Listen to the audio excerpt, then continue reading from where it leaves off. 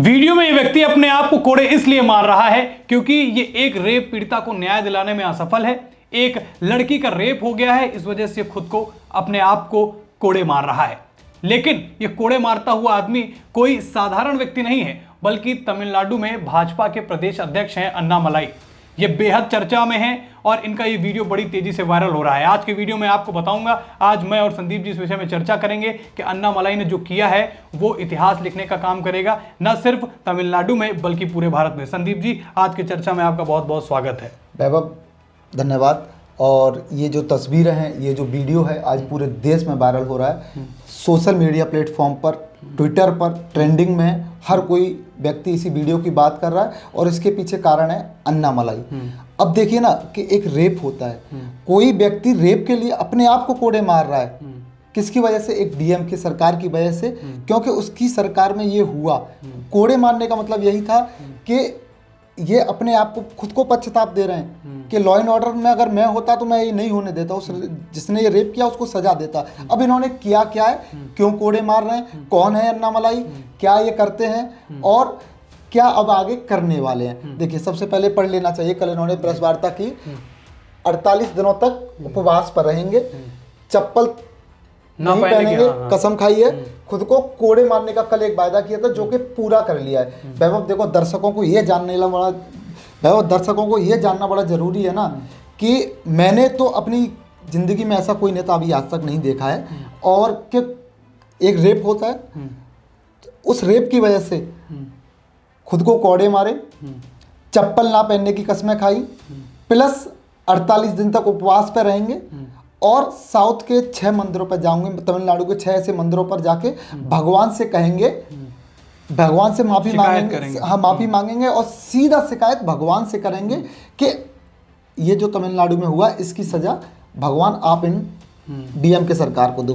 Plus क्या है कि जो डीएम के सरकार लगातार सनातन विरोधी, सनातन पर हमला बोलने वाली, सनातन को डेंगू मलेरिया बोलने वाली सरकार जो थी, अब उसे साउथ में एक ऐसा हीरो मिल गया है मोदी को कि अब ये उनकी हालत खराब तो करेंगे। स्टालिन का जो वर्चस्व वहाँ बना हुआ था, ये 2026 तक कुछ बड़ा करने वाले हैं। वैभव, बिल्कुल। देखिए संदीप जी, आपने जो एक बात बोली ना कि तमिलनाडु में जो एक सरकार है डीएमके की, बहुत लंबे समय से सरकार है, ये हमारी जनता भी जानती है, हमारी ऑडियंस भी जानती है, और वही सरकार है जो देश के अंदर सबसे बड़े धर्म को, सनातन धर्म को, डेंगू मलेरिया जैसे चीजों से उसका उदाहरण देती है सनातन को। वहां पर उसको एक ऐसा नेता मिल गया है और उनके जो कुकर्म है, जो कुकर्म को दबा के रखे, क्योंकि एक लंबे समय से सरकार है और वहां पर दूसरे पार्टी का कोई आधिपत्य नहीं रहा, कोई पार्टी वहां पर जमावड़ा नहीं बना पाई। भारतीय जनता पार्टी भी लोकसभा में वहां पर विफल रही, ये माना जाता है। लेकिन अब आपने जो बात बोली ना कि एक ऐसा नेता मिला है जो जनता की आवाज बनना चाहता है। और आपको एक चीज बता देता हूं, दर्शकों को भी एक चीज बता देता हूं कि ये नेता नहीं है, ये स्वयं आईपीएस अधिकारी रहे हैं संदीप जी। ये पूर्व आईपीएस अधिकारी रहे हैं, वहां से छोड़कर जनता की सेवा के लिए अब ये आए हैं। और जो इन्होंने आते ही काम किया है संदीप जी, ये चर्चा का विषय आपने बताया कि, और एक बार फिर से मैं बताता हूं कि 48 दिनों तक अभी उपवास रखेंगे इसीलिए। और ये जो इन्होंने कसम खाई है कि चप्पल कब तक नहीं पहनेंगे जब तक डीएमके सरकार को 2026 में चुनाव हरा नहीं देंगे। देखिए, ये अपनी रणनीति पे काम करते हैं। लोकसभा में इनको एक हार मिली अन्नामलाई को, उसके बाद 2 महीने बाद ये विदेश चले गए, लीडरशिप सीखने के लिए विदेश चले गए। अभी फिलहाल वापस आए हैं। प्लस जो बीजेपी लगातार साउथ में बिछड़ती जा रही थी, अब वहाँ एक दमदार नेता मोदी साहब को मिल गया है। कमाल की बात वैभव कि मोदी साहब ही इनके फैसले से सहमत होते हैं। बहुत सारे नेता होते हैं कि जिनके फैसले से केंद्रीय नेतृत्व सहमत नहीं होता है, पर अन्नामलाई के फैसलों से मोदी सही, शाह सही, चाहे पार्टी के और बड़े नेता सही, हमेशा सहमत रहते हैं, क्योंकि अन्नामलाई काम ही उस तरीके का। बिल्कुल, आपने जो बात बोली ना कि सहमत रहने वाला कारण भी, एक एग्जांपल भी बताता हूं दर्शकों को। पश्चिम बंगाल में आरजीकर अस्पताल में संदीप जी एक रेप होता है। आज उसके 4 से 5 महीने बीत गए हैं, तरह तरह के ड्रामे हुए, लेकिन वहां ममता जो वहां मुख्यमंत्री हैं, महिला हैं, उसके बाद भी आज तक रेप पीड़िता को न्याय नहीं मिला।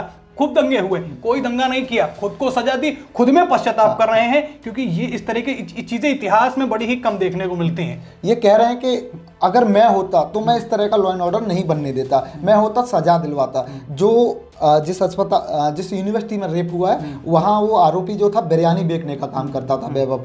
और अब ये कह रहे हैं कि 2026 में जो ये डीएमके सरकार है, इसे उखाड़ फेंकेंगे। और जब तक ये चप्पल नहीं पहनेंगे तो जब तक नंगे पैर रहेंगे तो लोगों की नजरों में आएंगे। तो खुद को भी एहसास होता हाँ, रहेगा कि उसके लिए लगातार तत्परता रखनी है। आज नेशनल टेलीविजन का हिस्सा बन गए, पूरे दिन टीवी पर यही चल रहे हैं, ट्विटर पर वायरल हैं, हर कहीं इनकी चर्चा हो रही है, क्योंकि इन्होंने आज जो काम किया है वो रेप पीड़िता के लिए लोग धरना देते हैं, प्रदर्शन करते हैं, मांगे करते हैं, नाटकीय राजनीति चमकाने का प्रयास किया जाता है। पर जो ये अन्नामलाई ने किया है ये हल्के में नहीं किया है, गंभीरता से लेनी चाहिए इनकी बातें, क्योंकि पूर्व में एक आईपीएस भी रहे हैं, कोई भी बात ऐसी हल्की ये करते नहीं है वैभव। बिल्कुल। और एक संदीप जी, इसमें एक सबसे बड़ा सवाल ये भी पैदा होता है जब डीएमके और तमिलनाडु की बात हम करते हैं, ये वही तमिलनाडु है, भारतीय जनता पार्टी यहाँ पर कमजोर रहती हुई दिखी है हमेशा से। क्या अब भारतीय जनता पार्टी को, नरेंद्र मोदी को और तमिलनाडु के सनातन प्रेमियों को एक ऐसा नेता मिल गया है तमिलनाडु में जो भारतीय जनता पार्टी का एक आधिपत्य जमाने का काम तमिलनाडु में करेगा और 2026 में डीएमके को सत्ता से खिसकाने का काम करेगा? देखिए, अभी मोदी को एक पवन कल्याण मिले साउथ से ही, दूसरे पवन कल्याण अन्नामलाई बनेंगे। देखना वैभव, अन्नामलाई दूसरे पवन कल्याण बनेंगे और सनातन की आवाज साउथ में बनेंगे। और उन्होंने क्लियर एंड लाउड मैसेज दे दिया है कि भाई मैं अब यहाँ नहीं रुकने वाला हूँ, क्योंकि अभी तो एक साल का टाइम है। हाँ, बिल्कुल। तो इनके पास भी तैयारी करने के लिए 1 साल का टाइम है वैभव। और जो संदीप जी ये रणनीति बनाई है, दर्शकों को भी बताना, ये इतिहास है, क्योंकि ये एक तरीका बदल जाएगा कि रेप के मामलों में किस तरीके से संज्ञान लिया जा सकता है, विपक्ष में रहते हुए कैसे संज्ञान लिया जा सकता है। ये देश की विपक्षी पार्टियों के लिए और अन्य प्रदेश की विपक्षी पार्टियों के लिए भी एक बहुत बड़ा मैसेज है कि अन्नामलाई किस तरीके से एक रेप पीड़िता को न्याय दिलाने के लिए लगातार लड़ रहे हैं। सवाल आपके लिए है, क्या अन्नामलाई जिस तरीके से एक्शन ले रहे हैं, क्या डीएमके सरकार को अब एक्शन लेने पर मजबूर होना पड़ेगा? जिस तरीके का फंदा, जिस तरीके का एक फांसी का फंदा उनको दिखता है ममता बनर्जी को, उसी तरह एक गले का कांटा जो है डीएमके सरकार के लिए अब अन्नामलाई बनने वाले हैं या नहीं? अपनी राय कमेंट में जरूर बताएं। राजनीतिक विश्लेषण आपको अपना उत्तर प्रदेश न्यूज पर मिलते रहेंगे। मैं और संदीप जी लगातार आपसे जुड़ते हैं और हमसे जुड़ने के लिए हमारे चैनल को जरूर सब्सक्राइब करिएगा। फिर मिलेंगे एक नई खबर के साथ। इस खबर में इतना ही। धन्यवाद।